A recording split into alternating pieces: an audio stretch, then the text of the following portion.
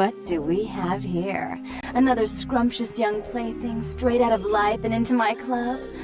You smell new, little girl, like fabric softener dew on freshly mowed astroturf. Oh, I'm not frightening you, am I, duckling? What? Oh my, a Malkavian. This ought to be absolutely delicious. Two minds as crazy as ours, and who knows just what might happen. Oh, but you've got it bad, little girl. Not sure exactly what is real and what isn't. Janice, let's see. Isn't that a two-faced Roman god? Of course, you're right. You just happened to meet the prettier face first. Wait until Therese hears that. I am white to her black. She'll be absolutely furious. Of course, I won't be wearing white to any weddings, but we could talk about that later.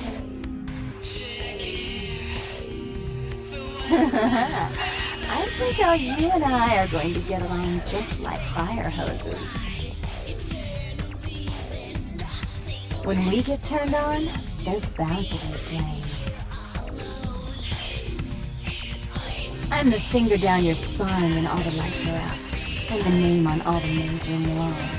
When I pout, the whole world tries to make me smile, and everyone always wants to know who is that girl.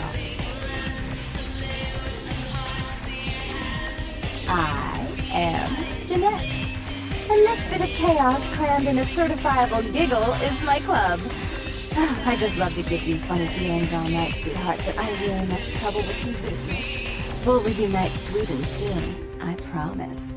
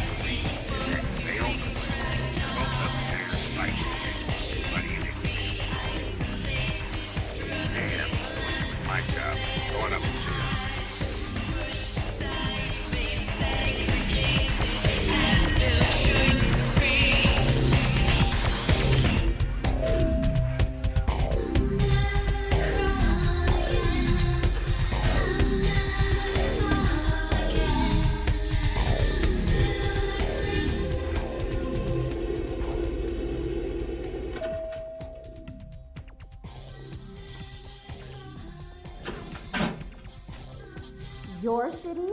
Last time I looked, it was called Santa Monica, not stuck-up bitch. So vulgar. I can't even look at you sometimes, Jezebel. Oh, Therese, you really do paint a flattering portrait of me with your turn-of-the-century barb. I always assumed you could do nothing but look down on me. Just the sight of you. The sight of that wicked painted pout, concealing that dirty, diseased mind. Sin! You have no shame. Let's see who is without sin past the fierce tone. Go ahead and mock me. You pull your pranks, make fun of my ways. It suits you. You're just one big joke. Don't you call me that. Should I start calling a duck a pig again? I'm your sister. How can you treat me like this? That's it, Jeanette. Run away from the truth. I'll take care of everything, as always.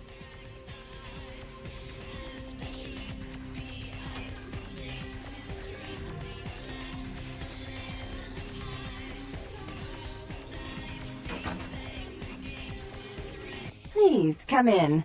I do apologize for my sister's crassness if it made you uncomfortable. She's unabashedly scandalous, but in the club business, I suppose that kind of personality's a necessary evil.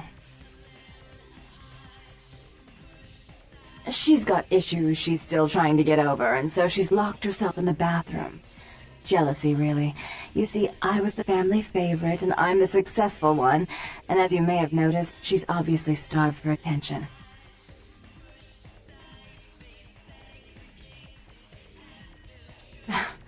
Under the half-shirt and miniskirt, she's rotten to the bone. Therese Vorman, yes. I'm the proprietor of this club, and the only person in this city whose good side it's in your best interest to stay on. What brings you to Santa Monica? Tongue's exile is self-imposed, I assure you. But then, what reason would I have not to hate that loathsome Nosferatu scoundrel? Bloody Nosferatu.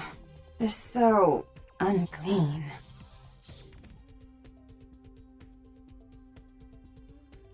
I'd be willing to put the word out that my grievances with Tongue have been swept under the rug, but in return, you'll have to help me remove a particularly burdensome spirit from a property I'm looking to invest in. Rumor is that a personal item of a ghost's may be used to draw it out or excise it from its haunt. While I don't put a lot of stock in hearsay, it's my last option. So I want you to go to the Ocean House Hotel, find an item of the spirits, and bring it back.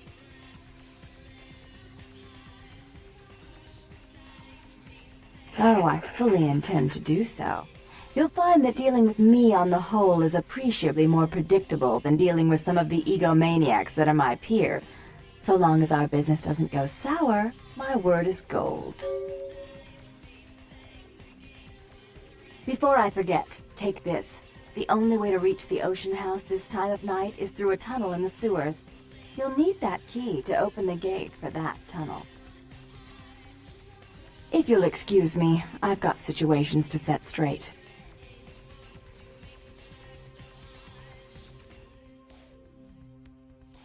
Jeanette is the freak show I keep around to lure in curiosity seekers.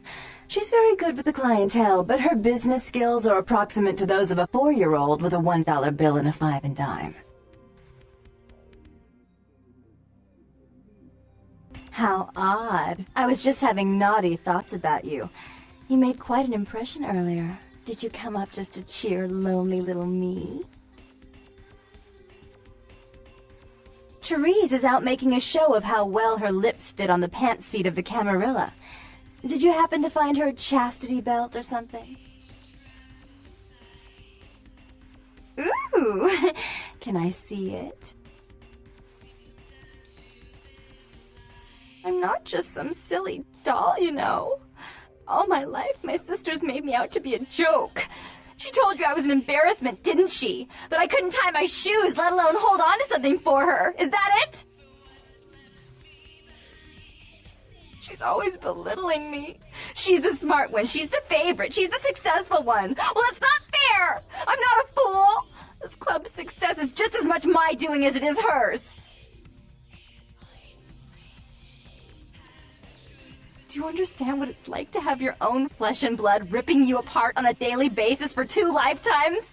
Can you?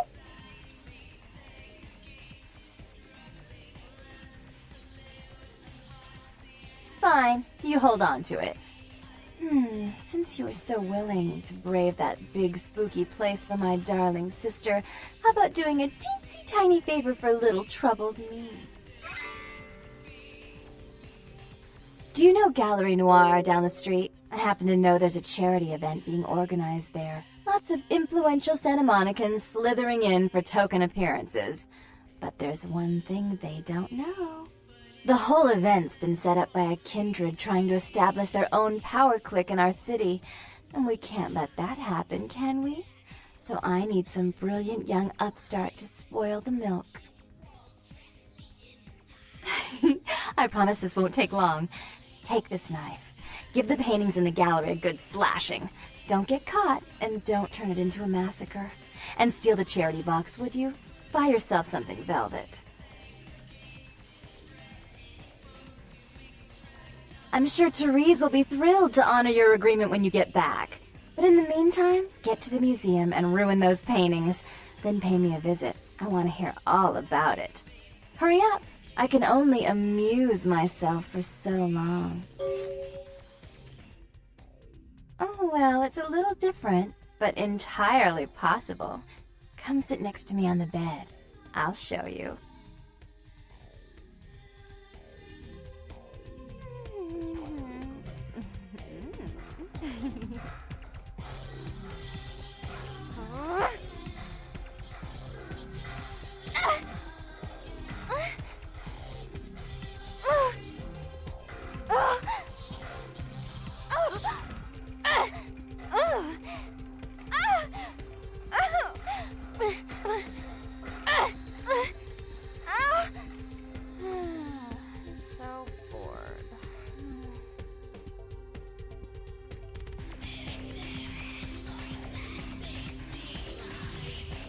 You.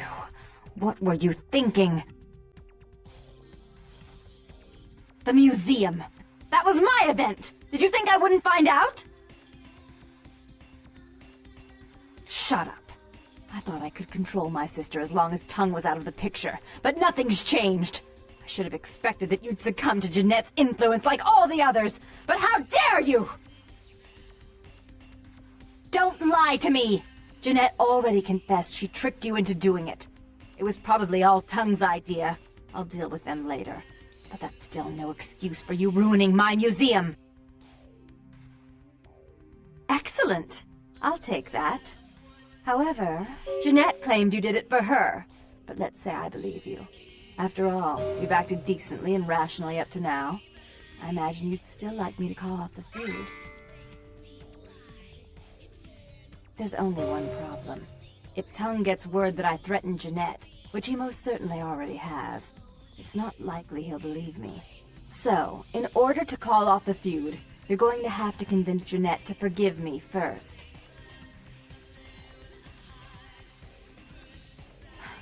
I made some threats against my sister. Idle threats, involving fire and her impious satin sheets. She took them quite seriously, and is avoiding me. I want to meet with her, and explain that they were said in the heat of the moment. I asked her to meet me at the Surfside Diner, to reconcile, but I'm busy with the club and my other endeavors. I'd like you to go to the diner and promise her that I don't plan to take any action against her. Wait for her in the back booth, near the phones. For all her unwholesome diversions and irritating disruptions, I should be less tolerant of her. She is my sister, however, and I suppose I'm obligated to forgive her her trespasses. I did sire her, after all. Please, be quick about it.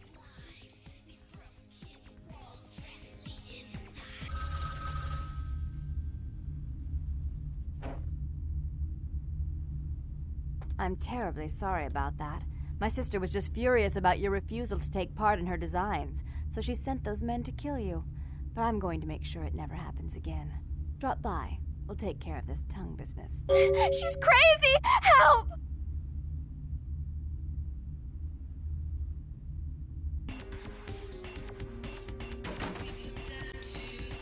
You stay out of this! To think anyone would risk their life for this filthy, tainted waste of blood. This will just make it easier to kill both of you. Help! Save me and I'll help you find Bertram! I swear! Shut up, Jeanette! I warned you to stay away from Tongue. He's turned you against me. I always looked out for you, but you couldn't stand my success. You had to meddle, didn't you? I didn't want it to end like this, but you forced me! You never gave me any credit for anything, Therese. I was the one calling the shots. Bertram was dancing on my leash. How does it feel to know that I beat you? Isn't it obvious? I'm about to rid the night of this deviant, backstabbing whore. Do you realize that despite her condition, she still fornicates with kind, no less? So despicable. So unclean. You're one to talk, dear sister. Or should I say daddy's little girl? Do you want to know just how depraved the Baron of Santa Monica can be? Shut up, Jeanette. You'd love the world to think you're a saint. When you thought I was asleep, I used to hear Father come in at night. I heard him whisper how much he loved you in your ear before he... Don't finish that sentence, or you're dead! Don't you want to hear what happened? How she became the pillar of the community she is today? Shut up! Just shut up! Don't try and stop me. I've had to overlook her treachery, her seduction, relations with my enemies, and the consequences of it. But I won't endure her any longer. Endure me? Dear sister, you've done everything you could to smother me.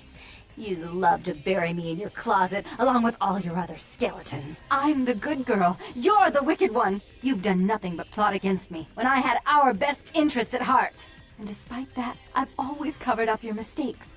I've taken care of you. And this is how you repay me? Taken care of me. You've done nothing but keep me down. Blame me for every mistake. Did you expect me to let you rule my life until the end of time?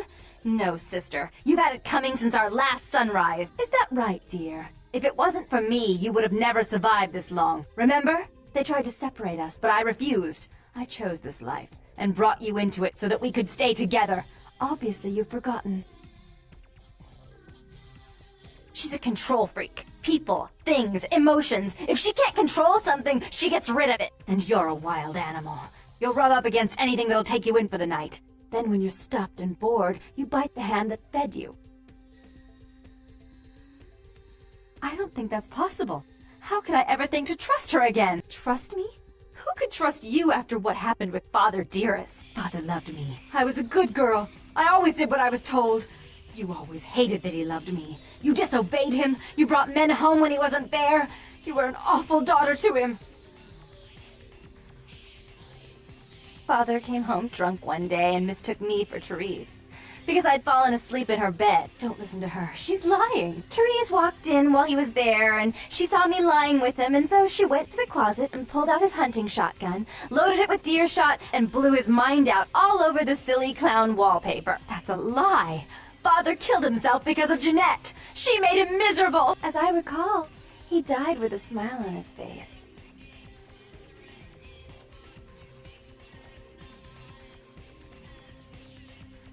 Why? How will this time be any different?